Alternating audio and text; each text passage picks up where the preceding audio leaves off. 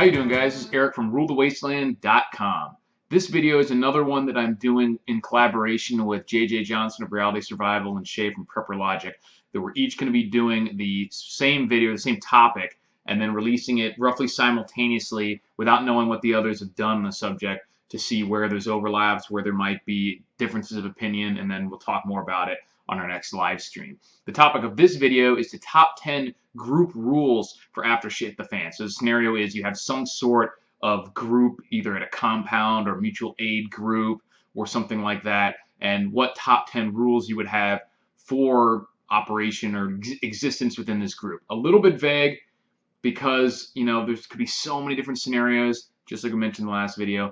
What I don't want to get into, this actually was kind of difficult for me to do, mostly because I haven't done almost any of my prepping within a large group like that. I've had, at certain times, had various, you know, trusted friends and family members and things like that that I either am working with or bouncing ideas off of or stuff, but I've never had a very structured kind of group, which is obviously good if you can have it. It's hard to get together that many people to make a group in your immediate area, and you don't want to be too, you know, flippantly telling everyone and trying to get everyone involved in such a group, because you can get a lot of people then knowing about what you're doing and what you have who might not be actually that dedicated, but then could use that knowledge against you in a shit the fan scenario. So I've been really kind of reluctant to try and put too much effort into that, but it is something that really helps. But because of that, I haven't had to deal with this issue too much. So it was good to get to think about the subject from that perspective.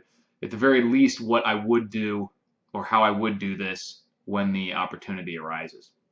What I don't want to get into, and what I'm not really going to get into in this video, is like laws or rules, like that type of things for a group. None like you shouldn't steal from other people. You know, that stuff, you would have to have certain sort of like rules, or I don't even want to say a justice system, but something for, you know, actual kind of laws for, you know, behavior that you deem acceptable and unacceptable for within your group in a post shit the fan scenario or a large without rule of law scenario. This is more about just operational guidelines for behavior and things like that that you would do in a mutual aid group. So I'm looking at it from the perspective of you have multiple people in your immediate or very close proximity that are working together very closely to survive any sort of shit the fan scenario. So my first rule, these are in no specific order of importance, but my first rule would be to stay armed. I mentioned this in my immediate actions after shit the fan scenario, and I think it's very important that everyone in the group maintains at least some sort of self-defense capability, even if that's just a sidearm. There's not very many situations where you wouldn't at least be able to carry a sidearm. You know, you're not always going to have a battle rifle slung and a sidearm and a knife or whatever, but there's very few, even most physical labor, you could have at least a sidearm on you, and if not, then it would be important to have someone there to watch you, you know, with a rifle and a sidearm, things like that, while you do whatever it is that you're doing that you can't do with any sort of weapons on you. But I think it's very important, no matter how innocuous the current situation may seem, that you don't want to be too far from a weapon or the ability to defend yourself. The second rule would be no waste. You can't waste anything. Doesn't necessarily mean that everything has to be used in a very, you know, in the same way, but like a scrap, even a scrap of paper can be used for starting a fire, can be used for composting, it can be used for maybe lining something, an emergency toilet paper, whatever. No matter how, you know, useless something may seem to you today in a normal situation, there's going to be extreme resource scarcity for the most part for most people in a serious shit the fan scenario, simply due to the fact that you can't be traveling long distances, you can't get stuff shipped, whatever. So something, even broken parts, you know, food trash, human waste, all of that can be repurposed in certain ways that can be useful, or at least minimize the negative effects of just throwing something away, you know, whether it's hazardous material or whatever. So not just simply getting rid of anything without using every last bit of, you know, resources that you possibly can out of it, from, like I said, composting to fuel for fires, for building other things, for trading, for, you know, anything. You just can't just waste anything. My third rule would be to maintain hygiene. Seems kind of stupid, but when you're living, and this is coming from perspective of someone who's been in barracks with just bunk beds of dozens of other dudes, hygiene, maintaining hygiene is super important. Obviously, there's the safety component of people not wanting to get sick and things like that, but there's also just the morale and resources that might be used later if you get a toothache, or a rotten tooth, or like I said, different types of diseases. It's very important that you maintain appropriate levels of hygiene for washing yourself, cleaning your teeth, keeping your hair trimmed up, not being smelly and gross, all that sort of stuff. For the most part, it's a safety reason, but it's also morale and just decency when you're living in close proximity to other people. So I think it's very important that everyone in the group maintain proper levels of hygiene to the best of their ability. The fourth item is sort of related to that, and that is to maintain proper levels of fitness. It might be very difficult mentally and emotionally, especially if you're on reduced rations compared to what you're eating in a normal situation. Maintaining a high level of fitness, maybe even increasing your level of fitness, if you were just a desk jockey before an event, can be very important because everyone else's lives are on the line here too when you're in some sort of mutual aid group, and it's not just you. So it improves your ability to defend yourself, to do any sort of physical labor, to survive. It's going to boost your immune system, all that stuff. It's very important to maintain personal fitness. Doesn't mean you have to be deadlifting 700 pounds or whatever, or be able to run a 4-minute mile or something like that. But you've got to be able to maintain a rigorous personal fitness standard. My fifth rule would be nobody outside the wire, so to speak, unaccompanied or by themselves. This might not make sense depending on your structure of your group. It might be people who have houses within a reasonable distance or something like that. But I'm operating from the perspective of, you sort of have like a compound or a couple of buildings in close proximity where you have a defensive perimeter of some kind at least set up to where there's people guarding it, watching it. You have some sort of alarm system or tripwires or something like that. You have some sort of at least loosely defined perimeter of your area of control, your area of operations.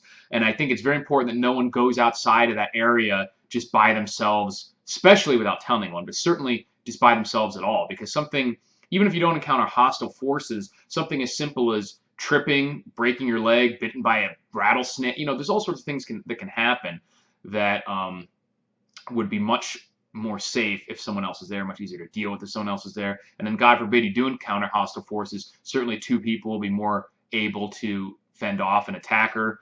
If one person gets ambushed, and shot, there's at least a little bit of a chance that someone may be able to get back and tell the group what happened before their ambush. There's just no good reason why someone would need to go out alone, and it's very important that people stay together. So that would be my rule there. My sixth rule for the group would be that everyone needs to learn every job. Now, this might not make sense if you have an incredibly large group, like hundreds of people. You can't literally learn every single job that everyone is doing in this camp. But the idea being that you can't just have one or even probably two people that know how to do something. Everyone needs to know how things are done in the event that someone's injured or dies, or just get better insight on it.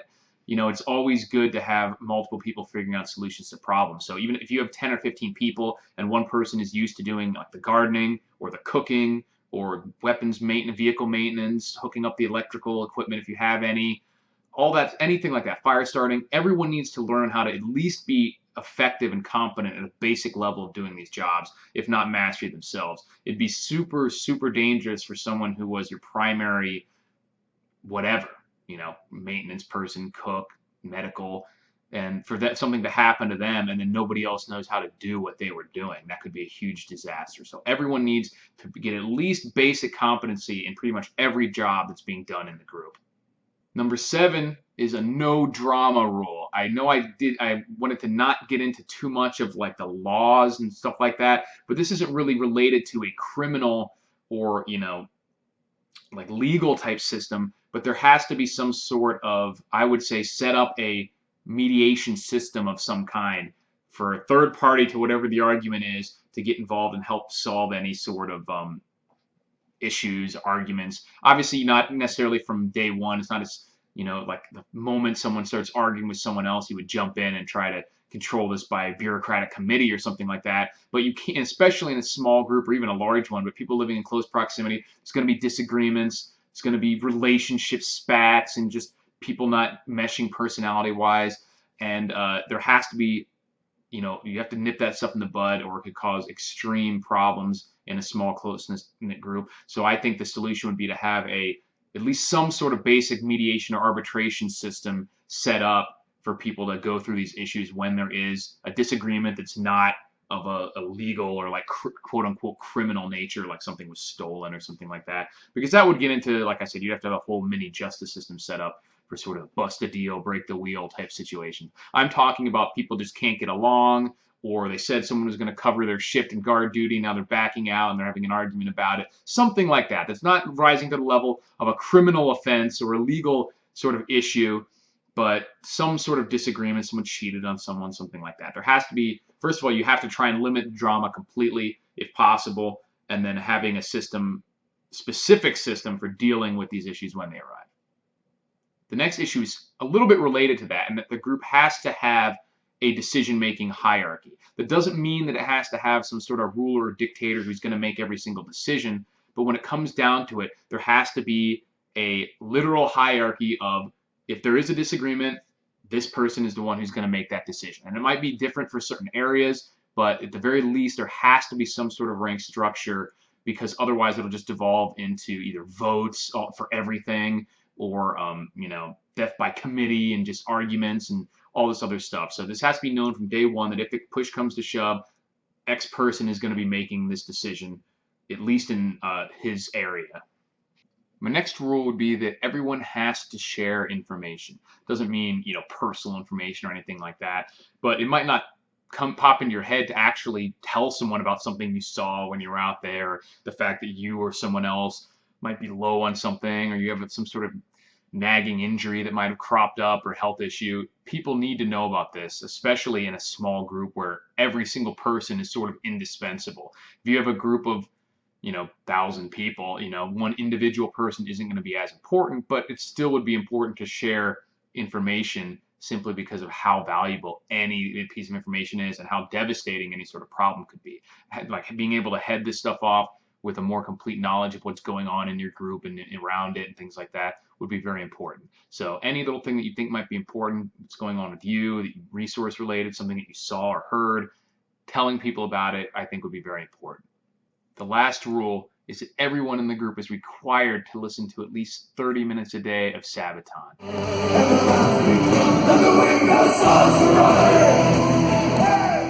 It'll turn you into a heroic warlord and a goddamn sexual tyrannosaurus.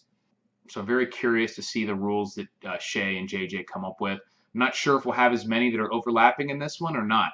I think it's a little bit more broad, and there's so many different scenarios that you can come up with for what type of group you have and the circumstances surrounding that I think there could be a lot more variance in these. But we'll see. I'm interested to check out their videos.